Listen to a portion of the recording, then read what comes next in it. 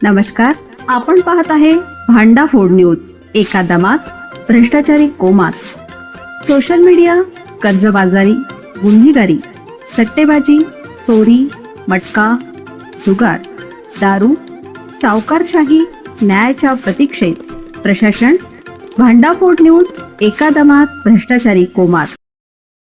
बैठकीतील गोंधळ घडून आणलेला वैभव नायकवडी. हुतात्मा साखर कारखान्याची मासिक बैठक ही जाणीवपूर्वक घडून आणलेला गोंधळ असल्याचा आरोप कारखान्याचे अध्यक्ष वैभव नायकवडी यांनी केला. आंदोलकांच्या नावाने काही गुंड प्रवृत्तीच्या लोकांना मुद्दाम गोळा करण्यात आले होते. बैठक सुरू होऊ द्यायचीच नाही असा त्यांचा पूर्वनियोजित उद्देश होता. यामुळेच बैठकीतून बाहेर पडलो अशी माहिती त्यांनी दिली. मासिक बैठकीनंतर आयोजित पत्रकार परिषदेत वैभव नायकवडी बोलत होते.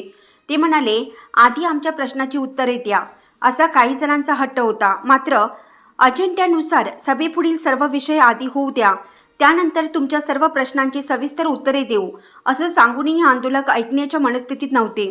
यावरून ही बैठकच होऊ नये असा काहींचा कट असल्याचं स्पष्ट झालं.